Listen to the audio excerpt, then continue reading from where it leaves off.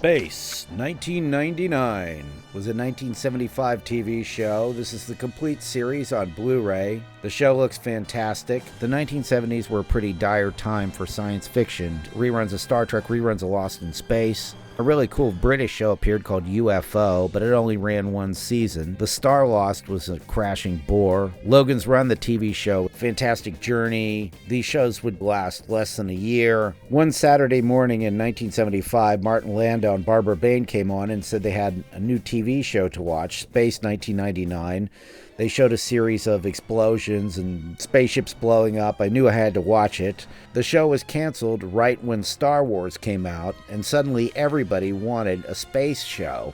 It would be a year before Battlestar Galactica came out, and since nobody had a science fiction show with spaceships firing laser guns, this show ran in circulation until the mid-80s. And then in the 90s, the Sci Fi channel picked it up and began to run it. Shout Factory has released this box set of the complete series with extra features. The special features are mostly okay, and new interview with actress Barbara Bain, new interview with Nick Tate, an interview with Kevin Connor, who directed those wonderful Doug McClure movies in the 70s. He directed an episode. And there are several, but not enough, audio commentaries on the episodes. I would like more audio commentaries. We have your quintessential collector guy who has all the merchandising for the show, the lunch boxes, the spaceships, the model kits. Space 1999 was heavily marketed in the United States. George Lucas learned a thing or two from this TV show. There's also a lot of vintage featurettes from the previous DVD releases and some actual promotion from the 1970s.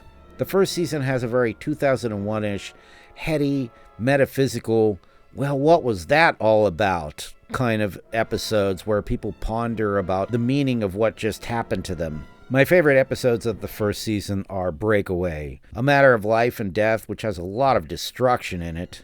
Ring Around the Moon I like is an alien invasion episode. Earthbound and Mystic Link, you've got the Star Wars alumni Peter Cushing and Christopher Lee. You've got Star Trek's Joan Collins in The Mission of the Darians. Force of Life has a young Ian McShane sucking the life force out of people. Death's Other Dominion has the always welcome Brian Blessed. The End of Eternity, a very alien kind of episode. Dragon's Domain, a very alien episode. The special effects guys went on to work on Alien.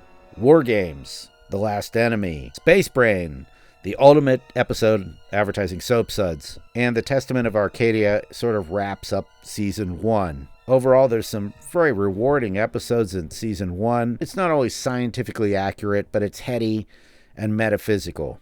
In the second season, Sylvie Anderson was thrown off the show and replaced by Freddie Freeberger, who did the third season of Star Trek. A lot of the episodes were rather toothless, and the dark edge and the death and destruction that permeated Season 1 were missing, and the shows could be quite juvenile and boring.